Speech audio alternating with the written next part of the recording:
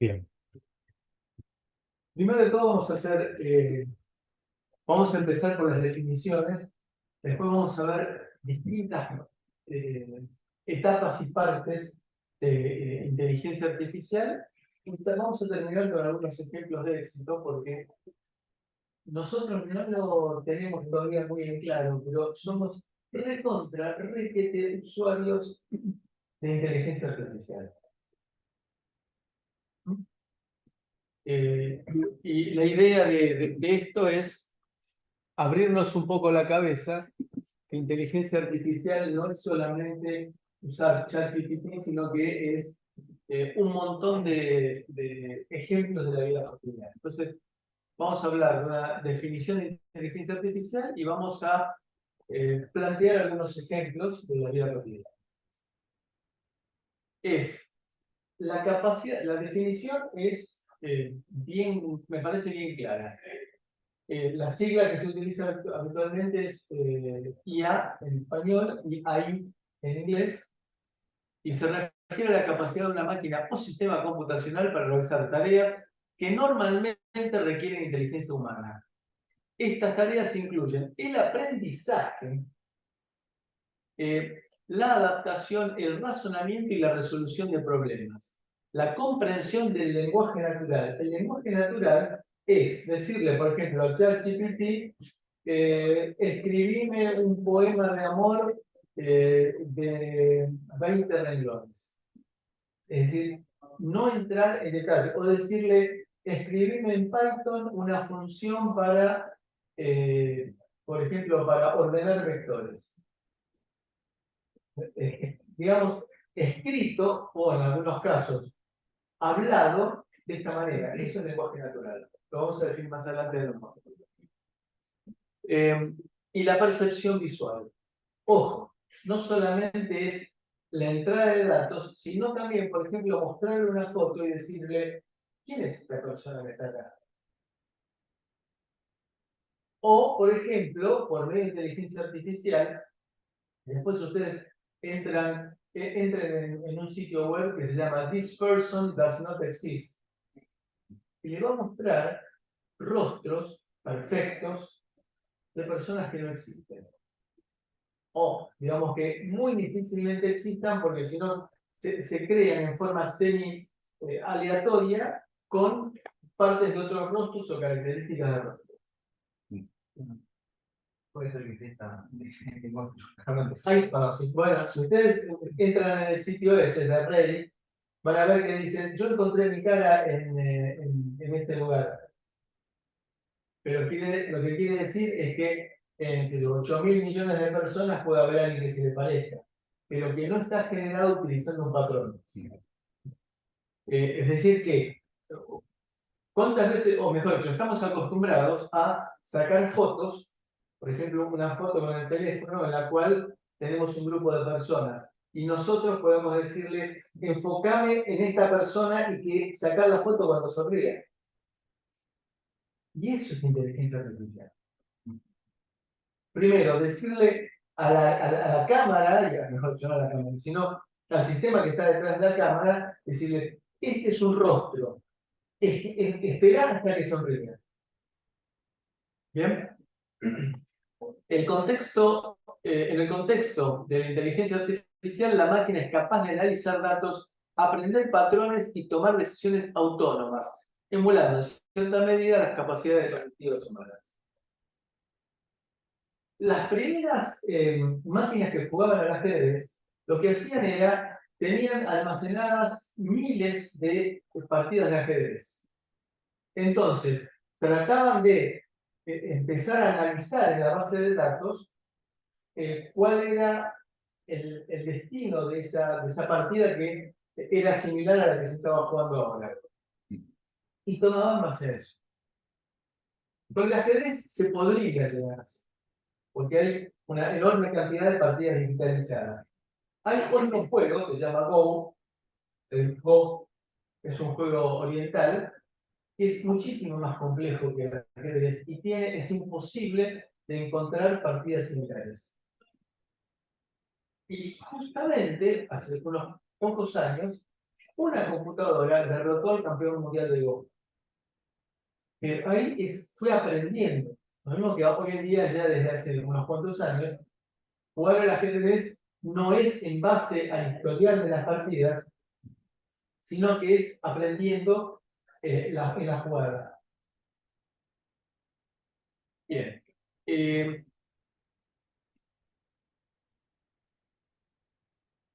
Bueno, ¿en qué lo podemos encontrar? En el reconocimiento facial en dispositivos móviles. Lo que decíamos antes de una foto enfocando los rostros. Inclusive cuando tengo varios rostros yo puedo decir esto. O la otra, por ejemplo, con fines policiales, o de auxilio a la justicia, en los cuales hubo un conflicto hace un par de años que la ciudad de Buenos Aires había puesto en lugares estratégicos de gran concentración de gente un sistema de cámaras que comparaba a la gente que se estaba muriendo, la comparaba con los patrones buscados por personas buscadas por la justicia. Bueno, después, y ahí empezó lo que vamos a ver al final de todo, la parte ética, hubo una presentación de orden nacional diciendo que eso era violación de la privacidad. Bueno, si me asalta el chorro ese que estaba caminando por Plaza Constitución, va a violar mi privacidad. Pero bueno, fue un conflicto en el cual se impidió el uso de ese sistema, que había encontrado como 30 o 40 prófugos de la justicia. Después, por ejemplo, para el streaming. ¿Quién de ustedes utiliza Netflix? Yo. ¿Sí? Cuando terminan de ver una serie, ¿quién desaparece inmediatamente? La recomendación. Cuando uno está escuchando música por YouTube Music o por Spotify, cuando terminó el disco o la selección que ustedes estaban buscando, ¿qué desaparece? Salta otra canción de mismo índole. Bueno, yo me similar. Yo me guardé de Spotify hace unos cuantos años, después volví, porque estaba escuchando el tercer concierto brandenburgués de Bach, y cuando terminó me puso nada menos que Antonio Iglesias. Aparte, no me gusta para nada Antonio Iglesias, así que me borro. Puede fallar. Como decía tu Sam, puede fallar. Entonces, Netflix, YouTube o Spotify utilizan inteligencia artificial. Si estamos viendo un video en YouTube, también me aparece una sugerencia de algo parecido.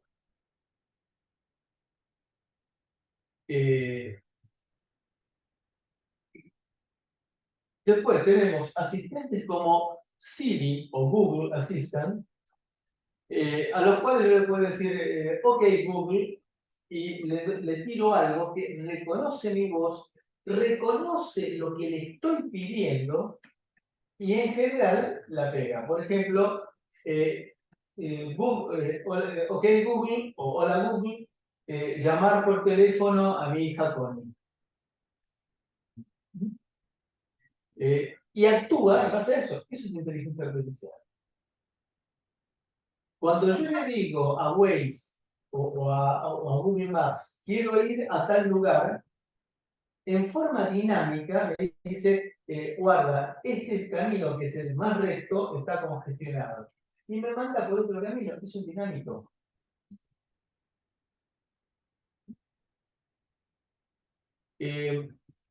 Los filtros de correo no deseado. Ahí me aparece, y en el teléfono hoy en día también me aparece, en rojo me aparece cuando es un número de teléfono que puede ser producto de spam telefónico. Bien, se dan cuenta que estamos hablando de cosas que las hemos usado, las usamos en forma cotidiana y habitual y son evidentemente producto de la inteligencia artificial. La traducción automática. Google Translator al principio, hace 6, 7, 10 años, era gutural lo que traducía. Hoy traduce muy bien. respeta el sentido de la oración.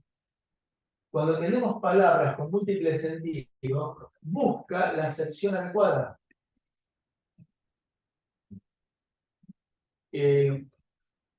También hoy en día uno puede escribir en una tablet, por ejemplo, en el teléfono no lo he probado, pero en la tablet sí lo he probado, uno escribe algo a mano alzada con los lápices, con la gomita en la punta, escribe algo a mano alzada y con mayor o menor eficiencia, depende de la letra que uno tenga, la lleva a texto. Bueno, uno, por ejemplo, tiene aplicaciones en el teléfono que convierten texto a voz. Perdón, voz a texto. Por ejemplo, cuando uno tiene que hacer un informe y está apurado, lo que hace es dictárselo al teléfono, que genera un archivo, y ese archivo después, por supuesto, lo releo y lo redacto, pero me ahorra un montonazo de tiempo. Bueno, decíamos navegación por GPS con tráfico en tiempo real, típicamente Waze. Filtros de imágenes en redes sociales, por ejemplo, me filtran pornografía.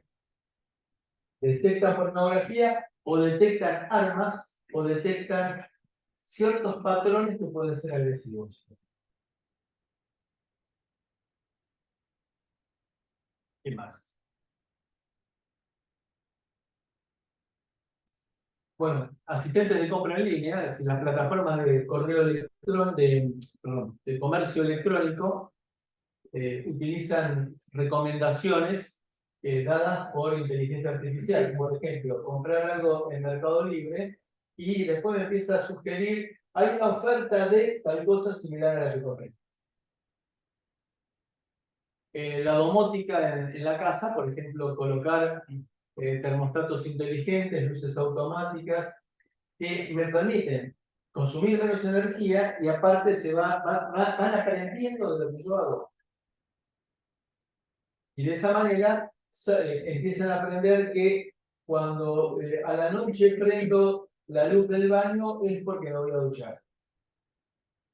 Entonces me adecúan todo el contexto. Por supuesto que no es algo que uno pueda hacer fácil en una casa vieja, pero en las cosas actuales se están colocando un montón de sensores pensando o cañerías o posibilidades de incorporar para los sensores.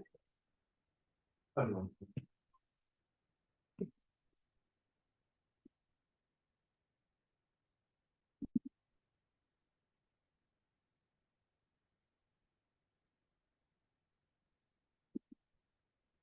Bueno, vamos a hacer un poco de historia.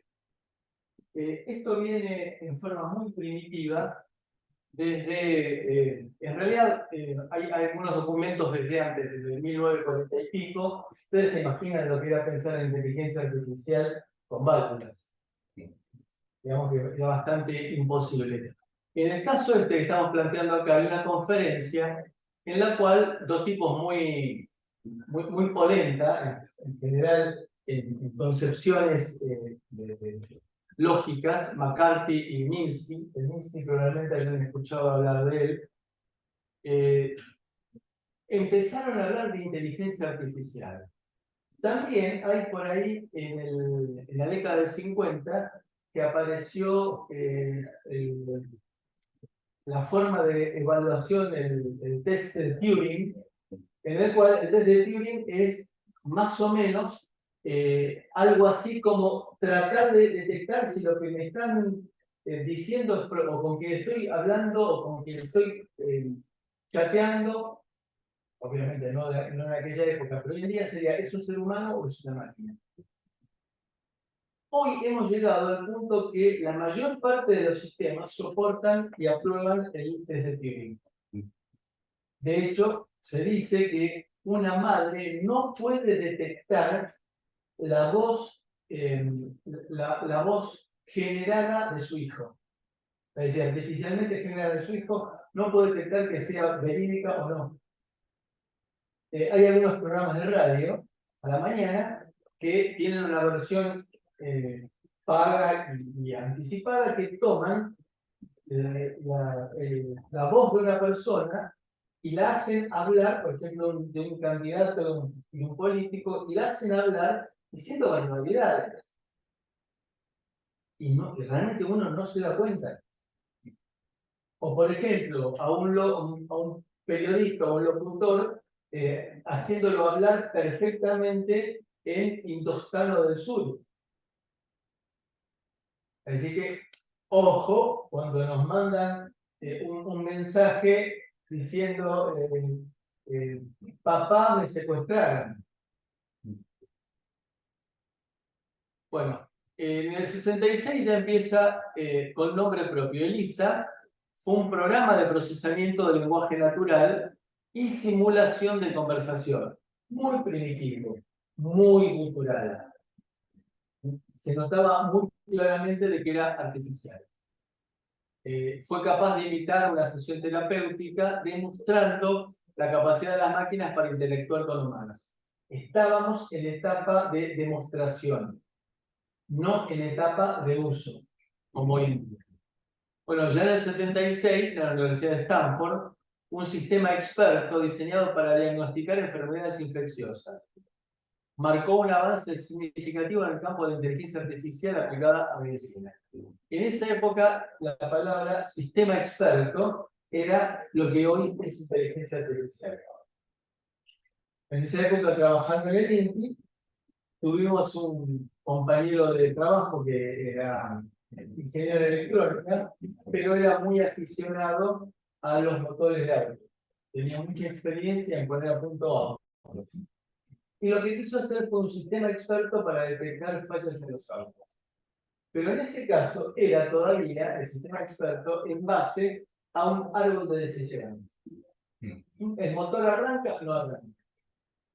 Si arranca, ¿hace ruidos raros? No hace ruidos raros. Entonces era en base a eso que se llegaba a diagnosticar más o menos el problema.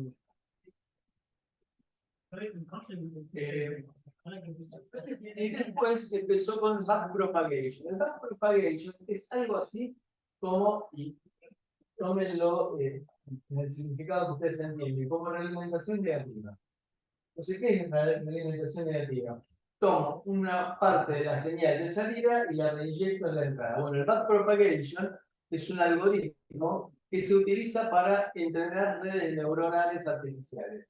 No tenemos la más pálida de lo que es una red neuronal. Vamos a ver un ratito, vamos a mencionarla dentro de un ratito. Pero conceptualmente es tomar parte de la salida y reinyectarla en la entrada, ¿no? Lo que permitió el desarrollo de modelos más complejos y mejoró la capacidad de aprendizaje de las máquinas. Luego, y a partir de acá, empezamos con... Bueno, Deep Blue versus Garry Kasparov. Deep Blue fue una supercomputadora de IBM que compitió realmente en dos oportunidades. Compitió. Cuenta la leyenda que la primera vez Kasparov recibió algún tipo de, digamos, de premio por no ganar, digámoslo en forma elegante. La segunda vez que se hizo con Deep Blue 2, derrotó, efectivamente se notó que ya la cosa era muy en serio, derrotó al campeón mundial, un par de años después. Después, Watson, que es un sistema de IBM, también empezó trabajando en lenguaje natural en 2011, no es tan lejos, ganar un concurso de preguntas y respuestas, para lo cual tenía acceso, y esto es interesante, a una gran base de datos. Y ahí mostró comprensión del lenguaje y capacidad de razonamiento. Y el AlphaGo es un programa de inteligencia artificial desarrollado por DeepMind y que derrotó al campeón mundial de Go, un juego de estrategia muy complejo de los orientales. Esto destacó los avances en el aprendizaje profundo, en el deep learning y en el juego estratégico. Entonces seguimos en la época en la década pasada, se comenzó a trabajar con redes neuronales profundas. Insisto, no sabemos lo que es una red neuronal todavía. Bueno, y todo eso dio lugar a dos tipos de arquitecturas como redes neuronales convolucionales y redes neuronales recurrentes, que vamos a ver ahora qué se trata. Lo que permitió, por ejemplo, las redes neuronales convolucionales están orientados a la visión por computadora, mientras que las otras, las redes neuronales recurrentes, están pensados para manejar strings de texto. Las redes generativas adversarias, generadas por este señor Ian Goodfellow, revolucionó la generación de contenido artificial, permitiendo la creación de imágenes y datos sintéticos de alta calidad.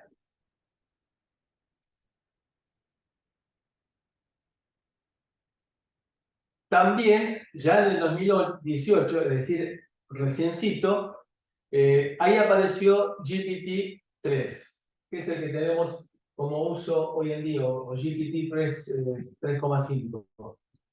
Generative Pre-trained Transformer. Transformer no es transformada tipo Fourier o Laplace, sino que Transformers es una técnica que se utiliza dentro del mundo de la inteligencia artificial. Es decir, por ejemplo, imagínense la asignación de bits a palabras, con lo cual cambia por completo el concepto y se maneja de una manera mucho más elaborada.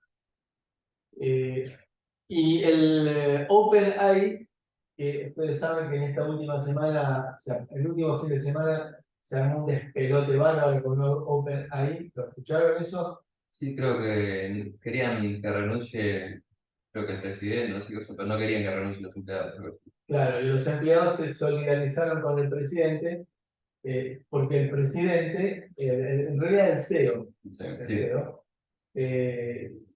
el CEO, ¿saben por qué por qué lo quisieron echar? Después tuvieron que dar marcha atrás porque se le fueron toda la gente importante. Estoy hablando del sábado, domingo y lunes, ¿no? Al CEO contrataron una empresa muy conocida de supervisión informática y encontraron que había, lo que digo es en serio, que había comprado un sándwich de $11 sin el documento correspondiente. A una empresa que maneja 7.500 millones, 75.000 millones de dólares por año, un sándwich de $11, me parece que había algo detrás. En el proyecto OpenAI, Microsoft puso 10.000 millones de dólares. Entonces, cuando vio que a este hombre lo estaban sacando, le dijo, ok, no tengas ningún problema, venía a trabajar directamente con nosotros. Y detrás de este hombre se empezaron a ir todos los líderes del grupo, con lo cual OpenAI quedó descabezada. Conclusión, tuvieron que dar marcha atrás y el lunes buscar una solución de compromiso. Sí. Por un tiempo al menos, ¿no? Bueno, OpenAI es una herramienta poderosísima. No somos todavía conscientes de lo que se puede hacer. Por ejemplo, esta presentación.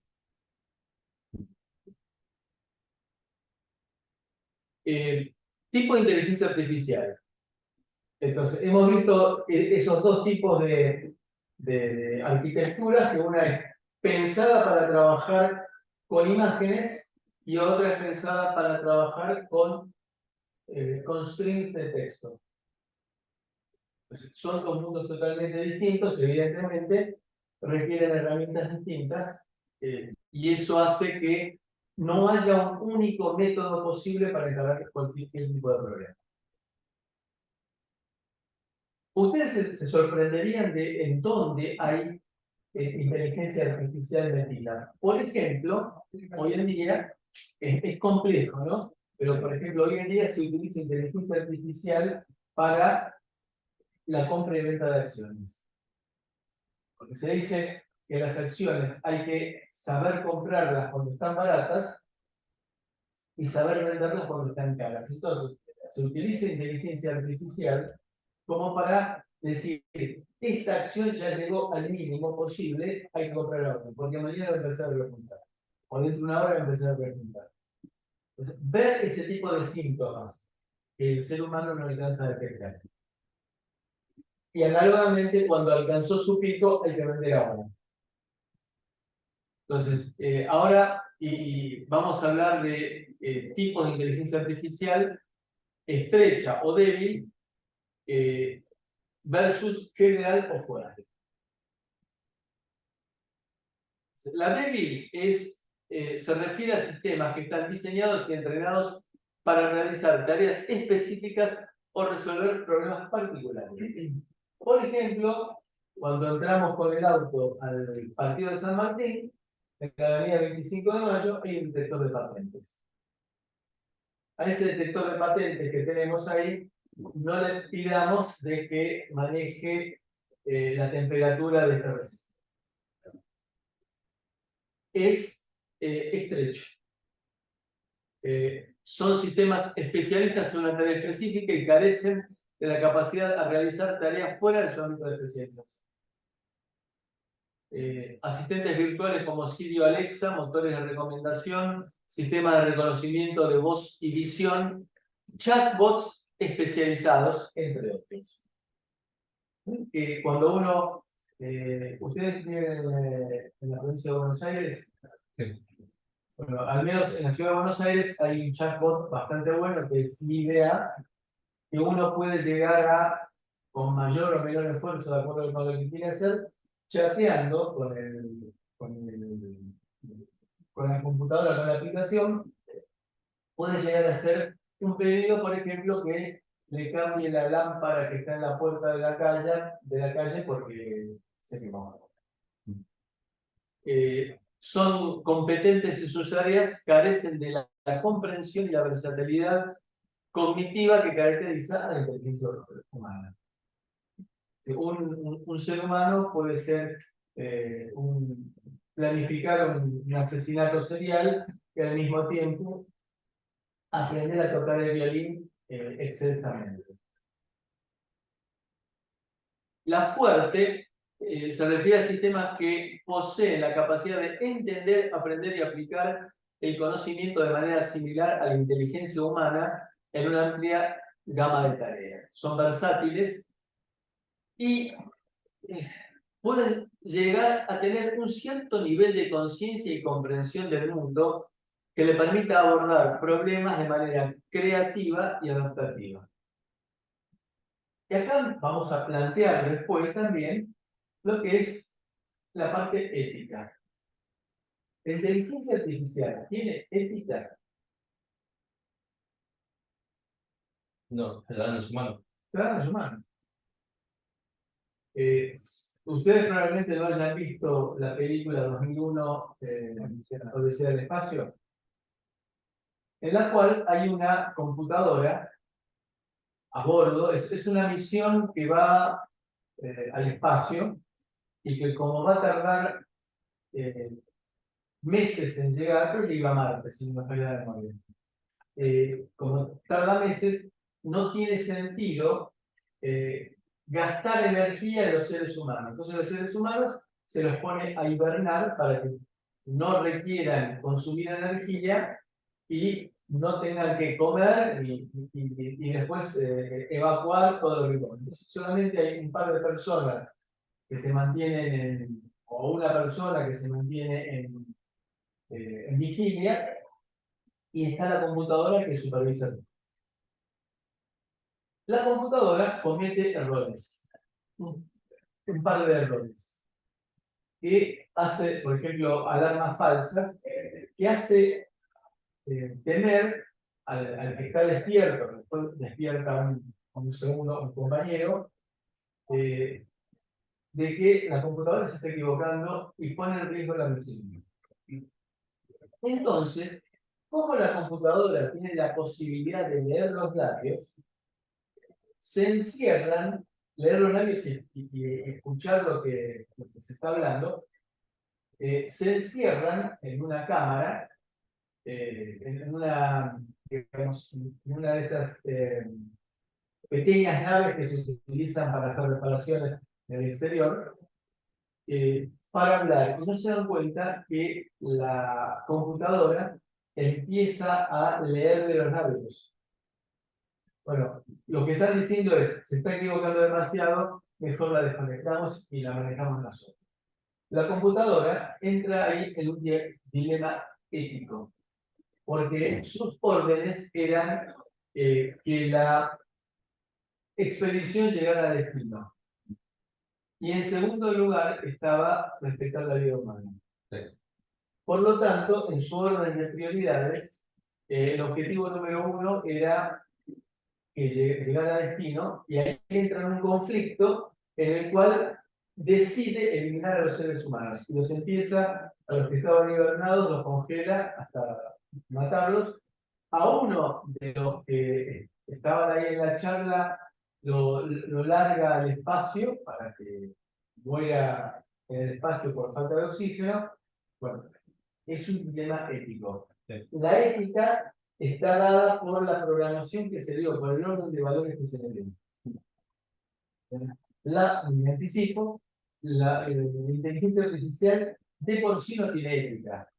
Puede tener la polarización que le da quien la programa o quienes la programaron.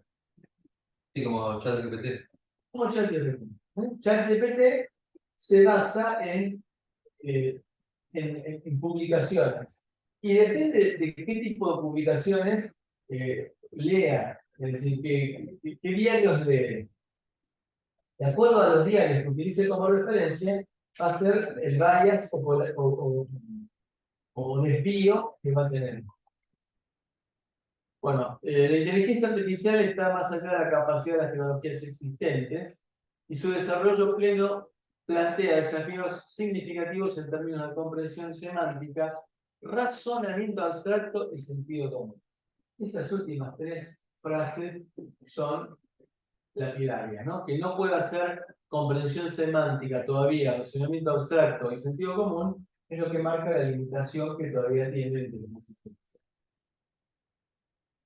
Aprendizaje supervisado. Una de las cosas que dijimos que la inteligencia artificial nos permite que el sistema aprenda. Es decir, que está viendo, por ejemplo, lo planteé un montón de casos, de veces, un cruce de rutas con un semáforo. El sistema de inteligencia artificial lo que va a hacer es aprender que todos los días a las 8 de la mañana, cuando van los chicos al colegio en ese entorno, hay mayor tránsito en esta ruta y muy poco en esta ruta. Conclusión, le voy a dar, aprendiendo de que todos los días está pasando eso, voy a empezar a darle mayor longitud a la onda verde en este sentido y más en la onda roja a este otro sentido. Y paulatinamente, a medida que va aprendiendo, define cuál es el comportamiento. Por ejemplo, ¿qué pasa si yo estoy pensando ir en subte mañana, estoy pensando ir mañana a Plaza de Mayo, a las 9 de la mañana? Yo tengo, por ejemplo, en Google Maps la posibilidad de elegir mañana a las 9 de la mañana. ¿El tipo qué hace? ¿Inventa? No. El tipo lo que hace es ver lo que estuvo aprendiendo de qué es lo que pasa los jueves de fin de mes para ir al centro. Y por la prueba, ¿no es cierto? Bien, entonces, el aprendizaje supervisado es un enfoque en el campo del aprendizaje automático, machine learning.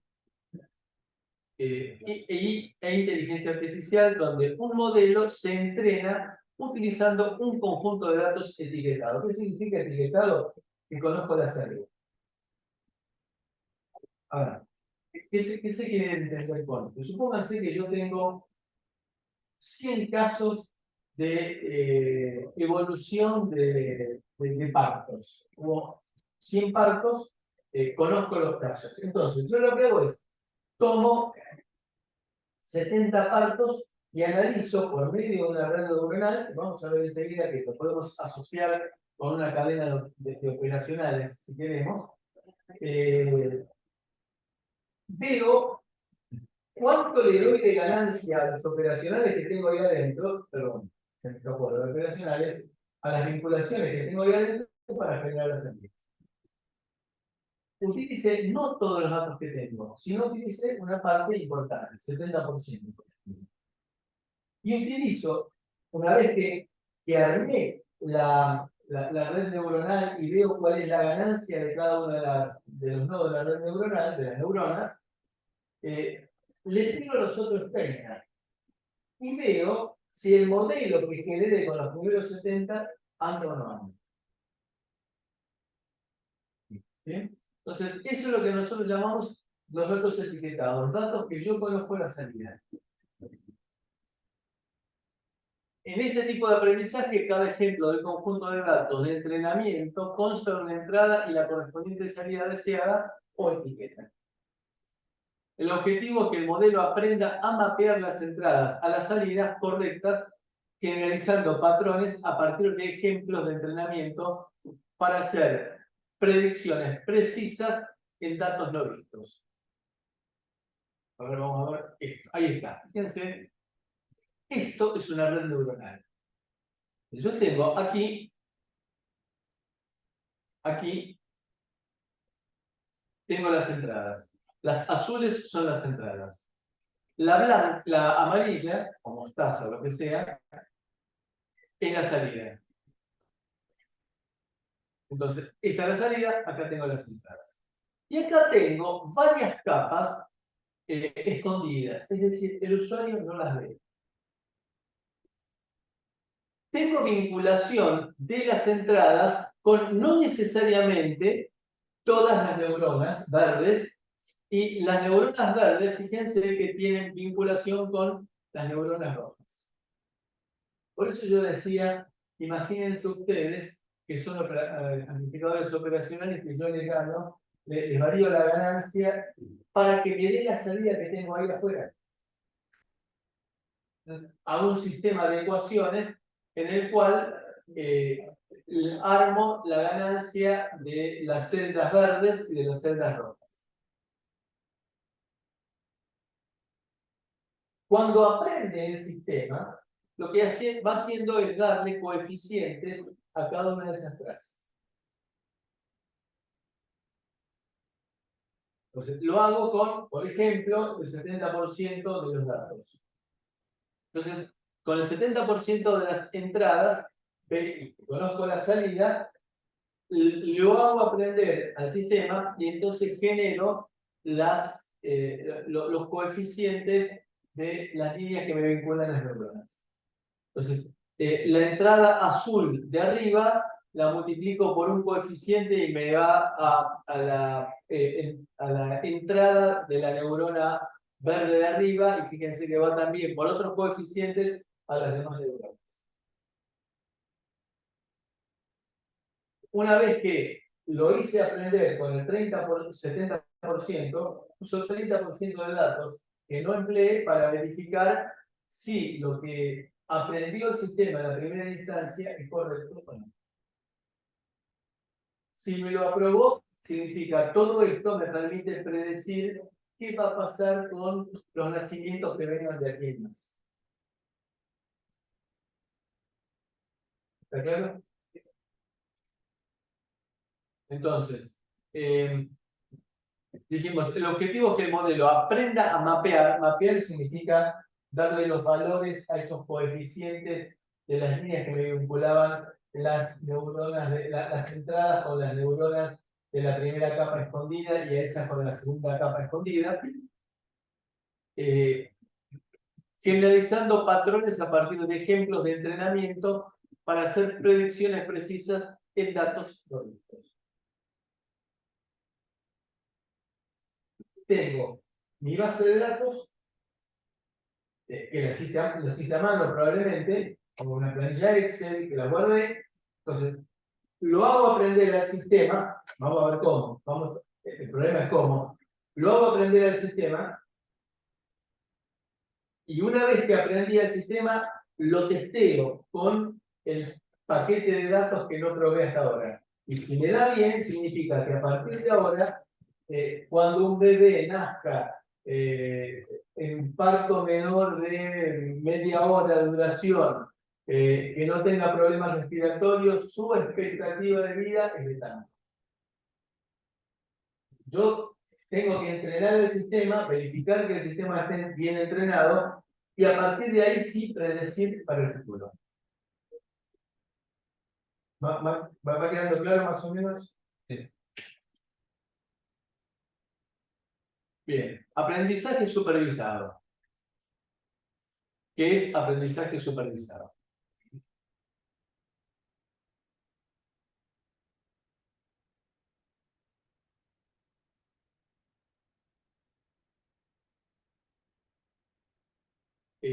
Es un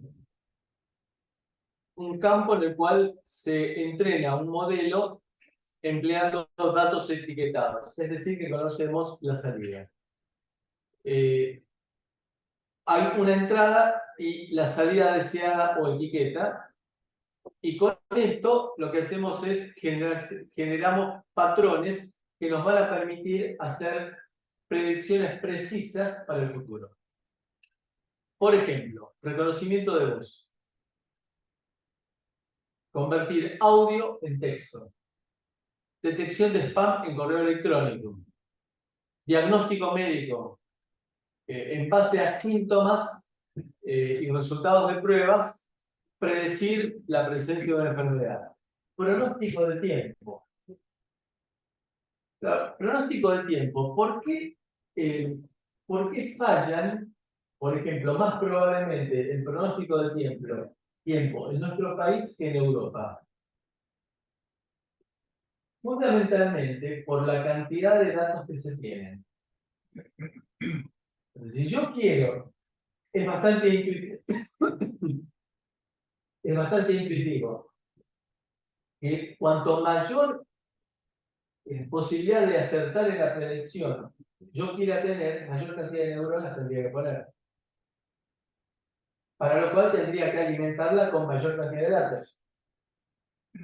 Ahí va a requerir una mayor cantidad de datos en un continente que está acostumbrado a medir desde hace centenares de años.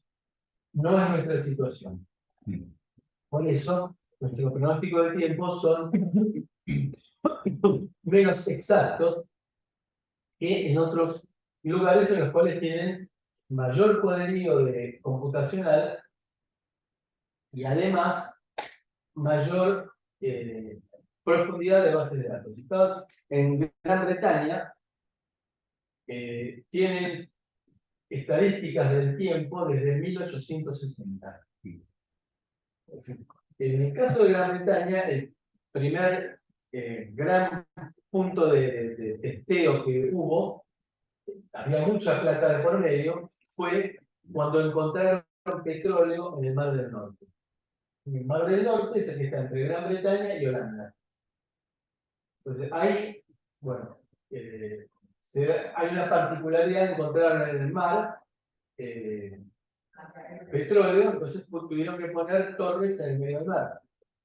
Es una tecnología conocida, pero el problema que había era que en el Mar del Norte se desatan tormentas, en cuestiones grandes tormentas, con olas de 10 o 15 metros de altura, imagínense lo que son olas de 10 o 15 metros de altura, en minutos.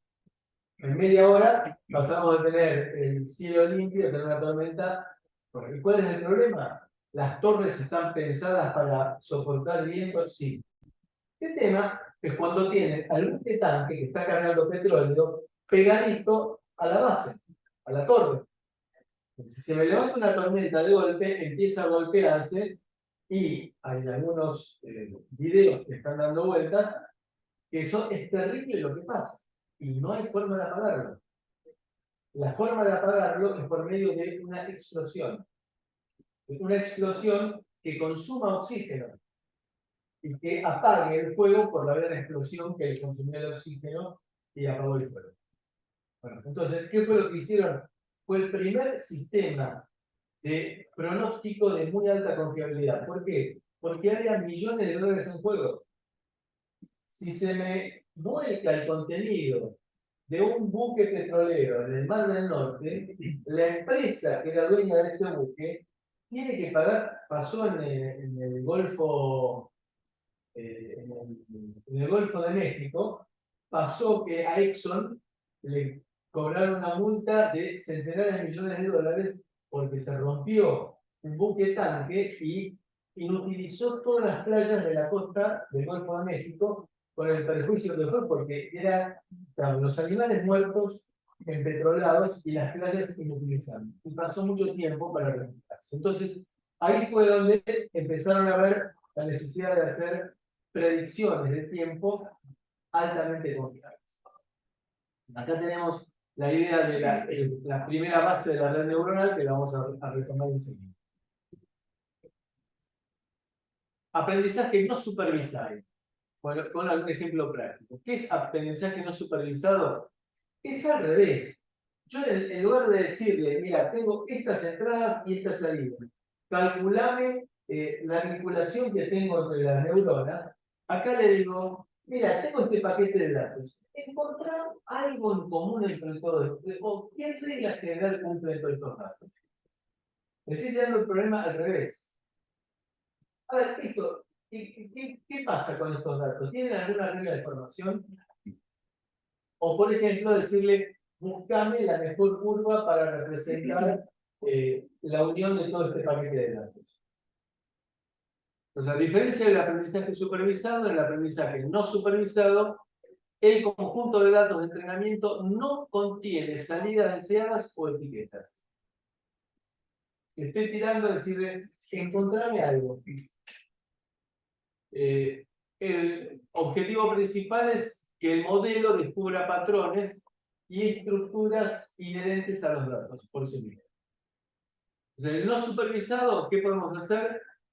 Segmentar clientes en comercio electrónico, y separar a los clientes que compran cosas para la cocina, de los que compran cosas para el taller, de los que compran cosas para el auto, de los que compran chucherías electrónicas. Detección de anomalías en sistemas, es decir, identificar patrones inusuales o comportamientos anómalos en grandes conjuntos de datos. Reconocimiento de temas en texto, es decir, por ejemplo, le escribo todo un paquete de documentos y le digo, por ejemplo, un caso bien concreto, hace poquito, Roger Waters, no, Roger Waters no, fue otro caso. Un conjunto también así de rock pesado, que se le habían iniciado causas por antisemitismo. Entonces, lo que se hizo fue una presentación en la cual se analizaron 200 horas de música de los recitales de ese conjunto. Se convirtió la voz a texto y en base a eso se buscó un patrón. Y, por ejemplo, se detectó que la palabra judío se repetía cada 10 minutos. Pues se encontró un patrón de antisemitismo. Entonces, se le tiraron los datos para que se los analizara de esa manera. En caso de aprendizaje no supervisado. El reconocimiento de temas en texto, compresión de imágenes y video. Entonces, reducir algo así como MP3, ¿se acuerdan de ese término que utilizábamos en Digital 3 cuando hablábamos de trabajar con el modo Thumb? Bueno, comprimir perdiendo calidad, aceptando que vamos a perder una determinada proporción de calidad, y se busca entonces representar datos de forma más compacta. El aprendizaje reforzado es un caso, un paradigma de aprendizaje automático en que un agente interactúa con su entorno y aprende a tomar decisiones secuenciales para maximizar una señal de recompensa. Acá empiezan recompensas y castigos. Si acierto, tengo recompensa. Y si tengo error, tengo un castigo o penalización. Y ajusta su comportamiento para aprender a realizar acciones que maximicen las recompensas a lo largo del tiempo.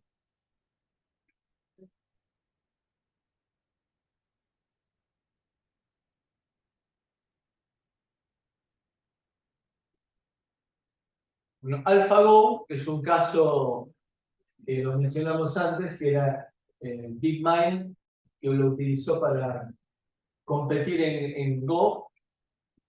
En el caso de ajedrez, AlphaZero también utiliza aprendizaje reforzado para desarrollar estrategias innovadoras y algoritmos de control para robots, para entrenarlos para hacer tareas específicas como caminar, manipular objetos o navegar en lugares desconocidos.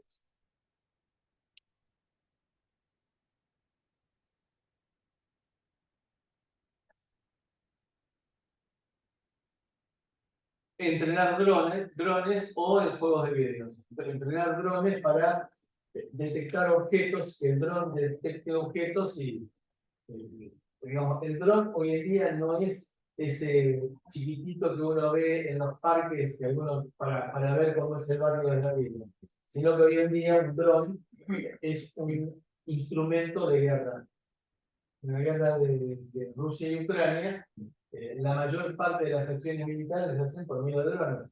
Son pedazos de bestia, como si fueran aviones no tripulados, cargados de misiles, e inclusive con la posibilidad de autodestruirse si fuera necesario.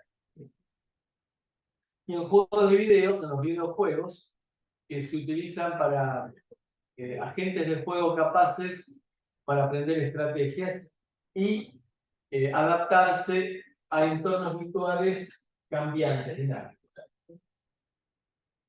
Las redes neuronales es similar a lo que funciona el cerebro. El cerebro nuestro tiene neuronas.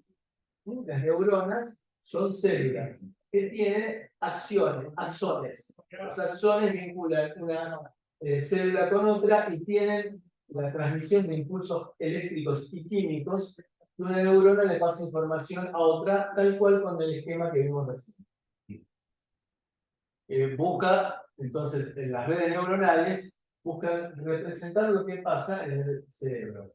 En el cerebro, una neurona no se comunica con todas las demás neuronas, sino con algunas neuronas que tiene próximas. Esta es la red neuronal en la cual tenemos entrada, tenemos salidas y tenemos capas ocultas. Es decir, ocultas para el usuario final. Acá está el diseñador que diseña la red neuronal y después está el usuario que lo único que hace es ponerle datos y verificar la salida. Mañana va a llover. Si le pongo los datos de presión, temperatura, viento, bla, bla, bla, le pongo los datos históricos y digo, mañana va a llover. Eso es lo que le interesa al usuario final. Entonces, el Deep Learning sería aprendizaje profundo. Es un campo del aprendizaje automático, Machine Learning, que se centra en el entrenamiento de modelos llamados redes neuronales profundas, muchas capas escondidas, para realizar tareas específicas sin requerir programación explícita. El término profundo hace referencia al uso de múltiples capas en estas redes, permitiendo que el modelo aprenda automáticamente representaciones jerárquicas de los datos. Las redes neuronales son la base del Deep Learning, que es vinculación entre neuronas a través de coeficientes que vinculan una neurona con la otra. Lo podemos usar para reconocimiento de imágenes, reconocimiento de voz, por ejemplo, para sistemas de seguridad. Hay una historia, dice que es cierta, de una persona que tenía un sistema de reconocimiento de voz para la apertura de la puerta de su casa, y un día cuando estaba volviendo a la casa, lo agarra una tormenta repentina, que lo moja y bajó la temperatura, con lo cual empezó a tiritar el sistema. No reconoció la voz de quien estaba carraspeando por el frío, y cuenta la historia de que se quedó afuera con consecuencias fatales. No pudo abrir la puerta. Procesamiento de lenguaje natural, NLP, es una sigla que se usa mucho. ¿Qué significa? Escribirle ChatGPT. Escribirme 20 preguntas de un cuestionario para alumnos de ingeniería electrónica en la cual corresponda a LP1. De esas 20 preguntas que me tira, 17 son una porquería, pero 3 son buenas. Y después puedo ir perfeccionándolas. Y le agrego después, pero haciendo hincapié en el uso del hora. Y después le digo, pero quiero comunicación entre nodos de hora sin un gateway. Y me va mejorando el ChatGPT, por ejemplo, las respuestas que me da. Utilizando lenguaje natural. Reconocimiento de la escritura a mano, habíamos dicho antes. Segmentación de imágenes médicas, de manera que en una resonancia magnética se puedan llegar a sacar conclusiones de que esta persona tiene el hombro inflamado porque tiene una brucitis, viendo los cortes de la resonancia magnética. Conducción autónoma. Ojo, la conducción autónoma pinta como muy linda, pero piensen ustedes que Google abandonó el proyecto del auto autónomo, porque se tuvo que ligar unos juicios porque mató personas. Se tuvo que llevar unos juicios terribles, y abandonó el punto. El vehículo autónomo es una cosa todavía complicada. Hasta que exista 5G difundido después de 10 años, que todo el mundo tenga 5G. Hoy todos los teléfonos celulares son 4G. Y 4G en nuestro país apareció hace 10 años, 11 años. No más que eso. Pero ya son todos teléfonos 4G. Entonces, dentro de 10 años serán todos 5G. 5G, la gran ventaja no es la velocidad, sino la latencia. Y esa es una de las razones por las cuales la latencia es el tiempo de respuesta. Y esa es una de las razones por las cuales tarda en implementarse 5G, porque requiere gran inversión porque hay que usar todo fibra óptica. Juegos y estrategia. Y el procesamiento del lenguaje natural es lo que yo le estoy escribiendo, el tipo, el ChatGPT, lo que le estoy escribiendo lo tiene que llevar a un conjunto de unos y ceros, porque no se va a poner a analizar texto.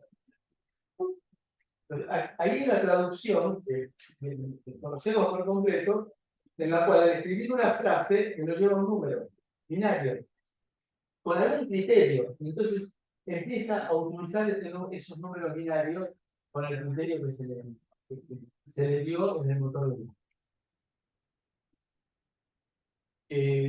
Es una rama de inteligencia artificial que es entre la utilización del lenguaje humano para interactuar con computadoras. Por ahora, el sistema más probado y más efectivo es el teclado. Pero todo es cuestión de tiempo. En las primeras PC, todo había quedado por teclado, no existía el mouse, no existía el entorno gráfico. Es todo solamente cuestión de tiempo. Podemos hacer análisis sintáctico y semántico hasta generar texto y traducción automática. Cosa que ya estamos acostumbrados a utilizar. Generar texto utilizando ChatGPT y traducción automática pidiendo al Google Translator que nos traduzca texto. Ahí tenemos análisis morfológico, se descomponen las palabras en morfemas, la unidad más pequeña con significado, análisis sintáctico de la estructuración de los morfemas, para entender la relación entre ellos y la función dentro de la frase. Es distinto decir refiriéndose a este caballo, o decir el problema lo tiene este. Entonces, simplemente en la aparición de una tilde me cambia el significado y lo tiene que detectar el análisis sintáctico. El semántico es ya teniendo palabras convertidas a bits, analizar todo el conjunto del significado, ¿no? De acuerdo con el contexto. Y el pragmático va más allá de las palabras. Por ejemplo, fíjense que la misma palabra, boludo, tiene un significado para nosotros muy distinto a lo que tiene para un chileno. Para un chileno es una ofensa. Para nosotros es algo cotidiano.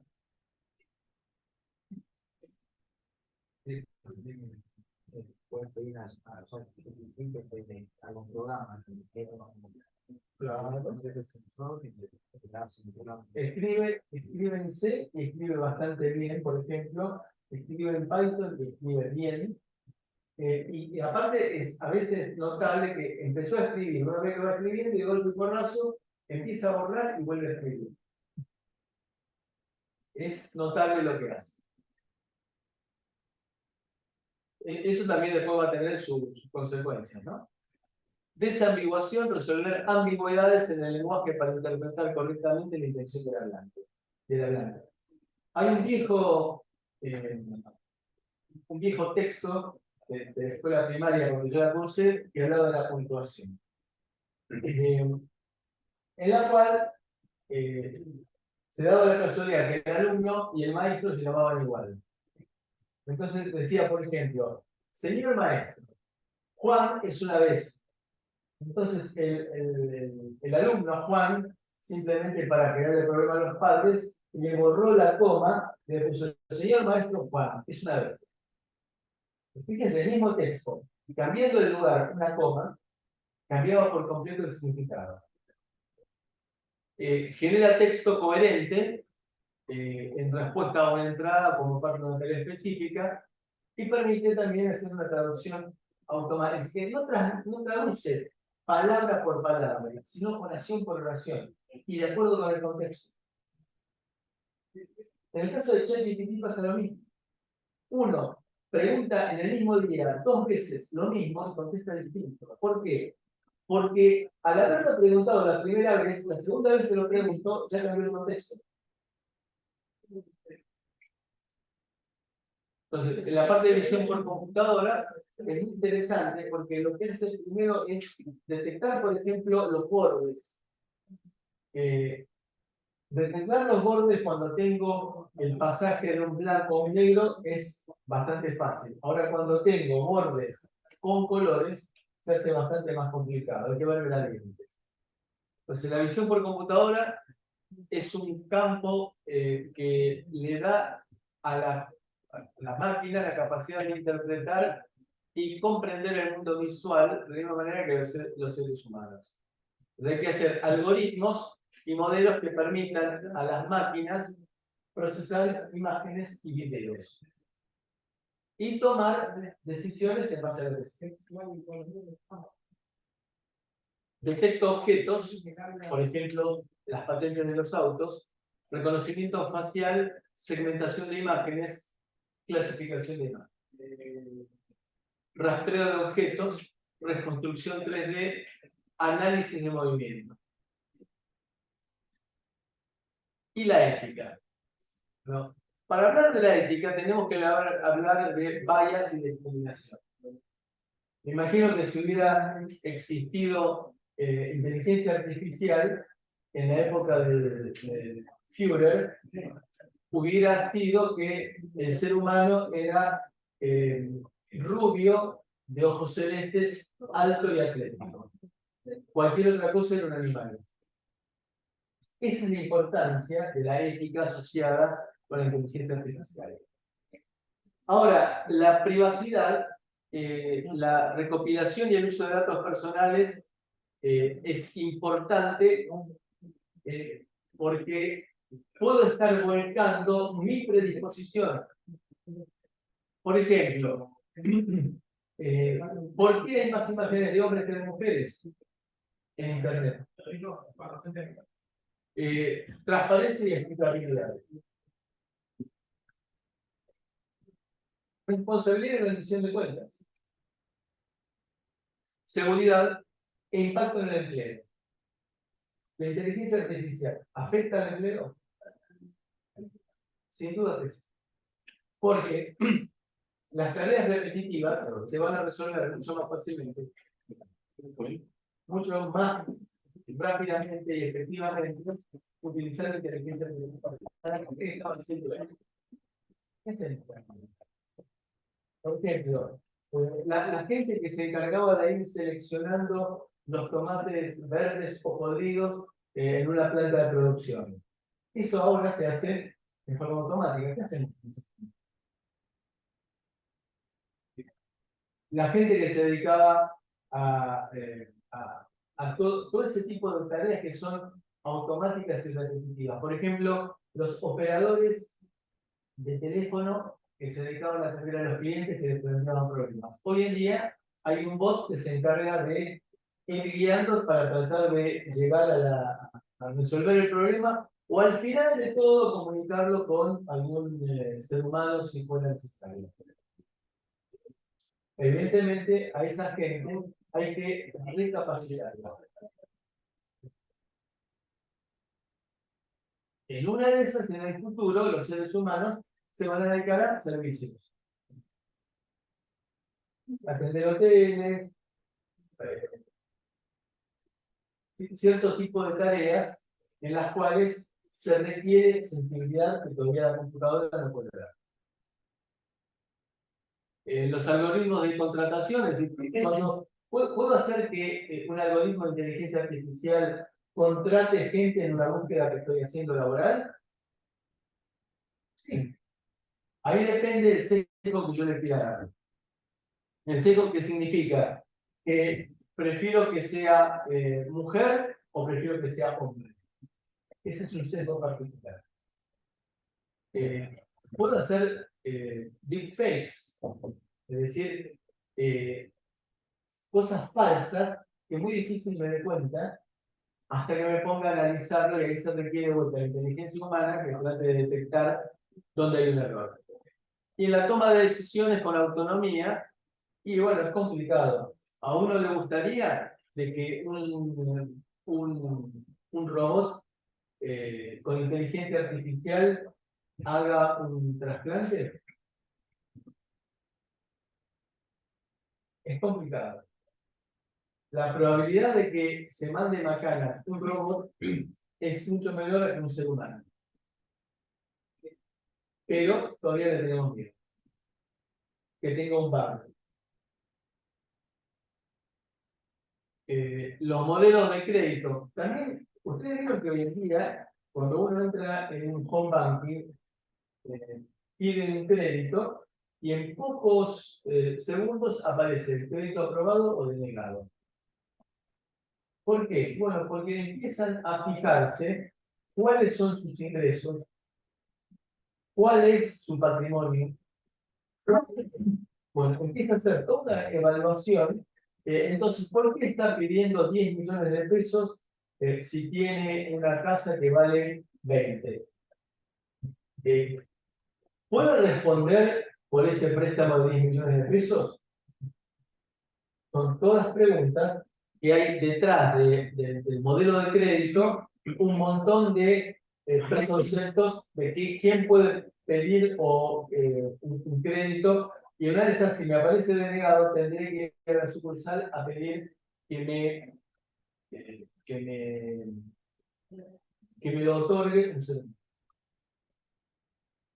Bueno, priorización de la salud en los sistemas de conducción autónoma, criterios éticos para la toma de decisiones en situaciones críticas en vehículos autónomos, priorizando la seguridad del ocupante y los otros usuarios de la carretera. Que se rompa el auto, no importa un cuerpo, pero lo importante es la seguridad del ser humano. Ética en los asistentes virtuales, dada, como dijimos en el ejemplo del 2001 Odisea del Espacio, en la forma que fue programado, las prioridades que se le dieron, combatir la desinformación, que identifiquen y mitiguen la propagación de información falsa de deepfakes en plataformas de línea. Hay toda una línea política internacional que habla del control de las redes sociales. Con la excusa de evitar los fakes, está el control de lo que aparece en las redes sociales.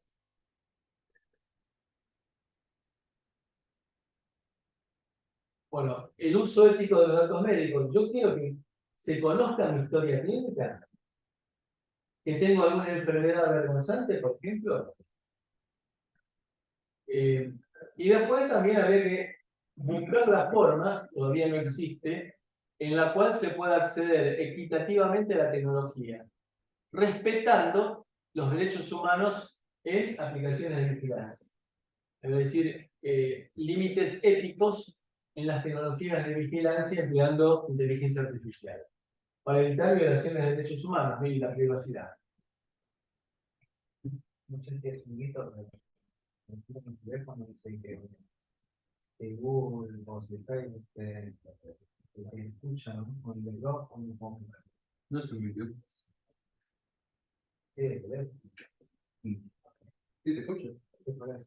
Pasa que no sé si es un mito, hablando de la privacidad. Pero vos le das el acceso a tu universidad igual en No. los términos y condiciones cuando te creas la cuenta de Facebook o cuando te creas la cuenta de Google. Sí, bueno, a veces no se lo da, pero. Nadie lee el contrato, ¿viste? Perdón, ¿ustedes tienen una idea de lo que Google sabe de ustedes?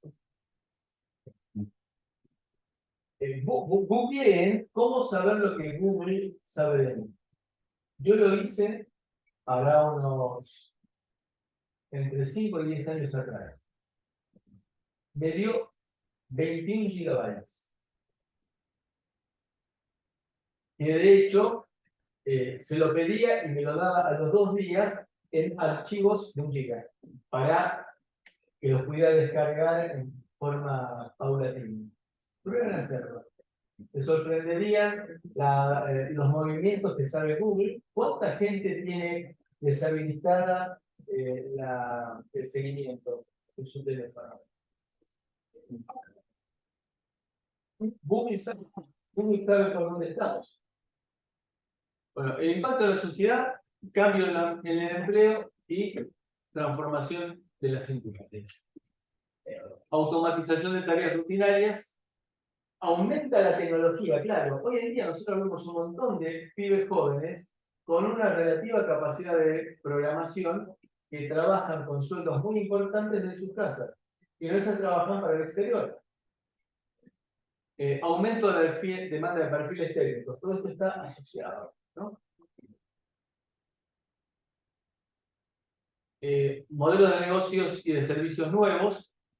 Se pretende que haya una mayor colaboración de humano-máquina, es decir, que la máquina nos ayude a disminuir nuestra actividad, mejorar la atención médica, pudiendo utilizar inteligencia artificial para predecir afecciones que no son visibles y notables, cambio en la industria del transporte con el uso de vehículos autónomos, comercio minorista más rápido, hay supermercados sin personal, no con el cajero solamente, sin personal, desarrollo de la robótica, habilidades blandas y creatividad, y formación continua. Bueno, esto de formación continua, tómenlo en serio.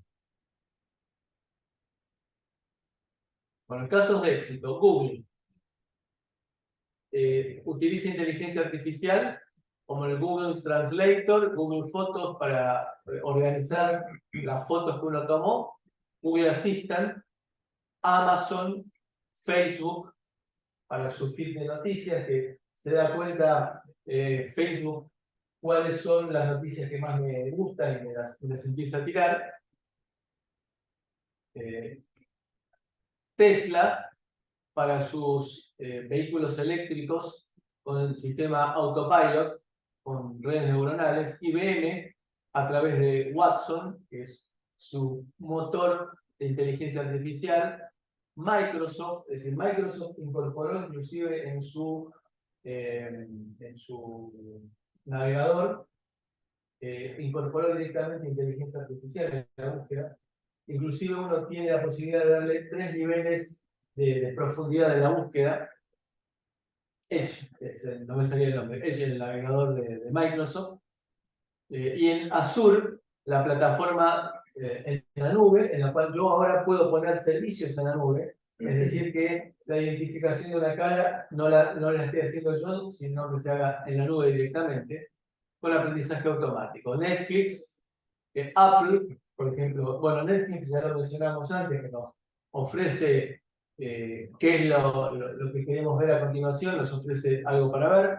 Apple con Siri, el asistente virtual. Google también con el OK Google. Mercado Libre, Mercado Pago, que utiliza lo que nosotros hemos pedido en el pasado para ofrecernos cosas en el presente y ofertas.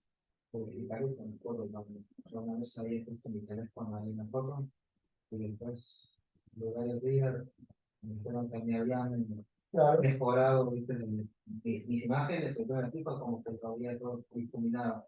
Claro, porque si uno pone el teléfono, lo que hace es puentear a Mercado Libre. Y Mercado Libre, bueno, las penas para quien pone, para el vendedor que pone sus datos, las penas son serias. El Mercado Libre es un sistema muy útil para el usuario, pero es esclavizante para los prestadores.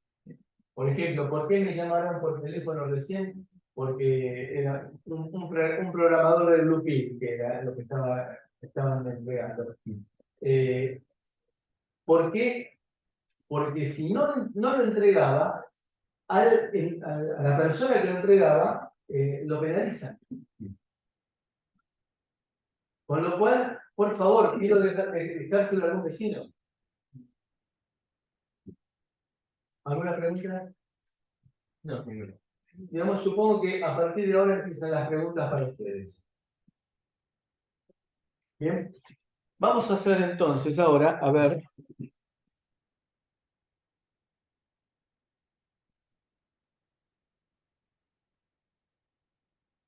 También esto es muy rápido.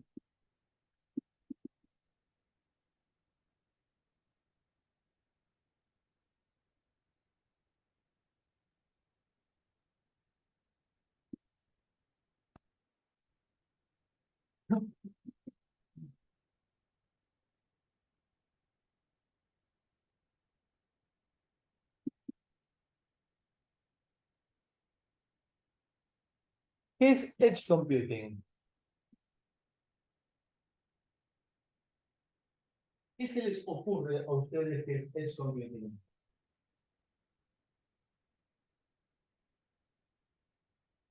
Que haya procesamiento de datos en el lugar. ¿Y por qué? ¿En el lugar qué significa en el lugar? Tenés un sensor en un campo alejado, que procese todo y que te envíe la información ya procesada. ¿Y cuál es la ventaja de eso? La ventaja de eso es que por ahí te evitas una cantidad grande de tráfico de datos que terminan consumiendo la batería. Eso es cierto. ¿Y qué pasa con el tiempo de respuesta? Porque supongamos que yo me quiero comunicar con una application que está en la nube. Y para que me diga qué hago, ¿abro o no abro la electroválvula para regar? ahorra tiempo. Va a procesar. Pero si tomo la decisión en un lugar, gano tiempo. Y si le pongo un pequeño motor de inteligencia artificial y lo voy a hacer aprender a ese microcontrolador que está ahí en forma remota, las condiciones en las cuales me conviene a mí abrir o no abrir la electroválvula. Entonces, está vinculado el computing con Internet de las cosas y con inteligencia artificial. Por supuesto que lo que yo voy a poner en un Cortex M4 es muy distinto a lo que puedo poner en una computadora en tipo clúster que tiene mucha mayor capacidad de procesamiento. Pero sí le puedo llegar a manejar de forma bastante primitiva el concepto de inteligencia artificial. Entonces, computación del borde se refiere a la práctica de procesar datos cerca de la fuente de generación de datos, en lugar de depender de la nube o centros de datos cálculos. En lugar de enviar todos los datos a través de las redes, para el procesamiento centralizado se realiza en el borde de la red, es decir, en el punto en el cual voy a saltar en forma inalámbrica al otro lado de la red. Con eso, lo que logro, entre otras cosas, es disminuir consumo, porque no tengo que transmitir, y agilizar la respuesta. Entonces, mi característica principal es proximidad al punto de generación de datos, con lo cual tengo respuestas más rápidas con reducción de la latencia y aparte menor carga en las redes centrales, por lo cual no tengo que utilizar la comunicación para datos para cosas que puedo resolver en el lugar. Solamente transmitiré al finalizar del día el log de las operaciones que se hicieron y no mucho más que eso. Mejoro la privacidad porque siempre, si bien trato de tener comunicaciones que sean confiables y seguras, es mucho mejor que no tenga que transmitir nada. Eficiencia energética, estoy ahorrando energía. Aplicable el Internet de las cosas, pues tengo un montón de dispositivos dispersos y no tengo que estar enviando a la central todos los datos. Tengo un viñedo, por ejemplo. Se justifica que cada sensor de humedad se lo envíe al server que está en forma remota, o puedo tomar decisiones en forma local. Y bueno, me preproceso en forma local y me comunico con la aplicación remota solamente cuando sea imprescindible, cuando no puedo resolver el lugar. Bueno, también se utiliza para conducción autónoma, para aplicaciones de salud, realidad virtual y realidad aumentada, es decir, todo lo que sea inmersivo, los visores de realidad aumentada, manufactura inteligente, aplicaciones prácticas típicas, ¿no? Para analizar datos de sensores en tiempo real, porque también está, ¿qué pasa si estoy en una línea de producción y por alguna razón se cortó el canal de comunicación con el servidor remoto? ¿Paro la línea de producción? ¿Si hay algún problema? Evidentemente que me da, la Edge Computing me da la posibilidad de mayor autonomía, en el sentido que no tengo que estar enviando cada dato y esperar que llegue al servidor. Desafíos. Diversidad de dispositivos, es decir, que pueda poner cualquier tipo de dispositivo como sensor. Seguridad. Coordinación y escalabilidad, es decir, si lo estoy procesando en el lugar, puedo seguir poniendo más sensores que no voy a estar empiojando la comunicación, porque voy a tomar decisiones en forma local. Suficiente. Entonces, lo de Edge Computing es algo bastante entendible por nosotros, de poner, ya no es un Cortex M0 al lado del sensor, sino poner un Cortex M4 o un M7, en el cual tenga posibilidad de procesar mayor cantidad de paquetes en el campo.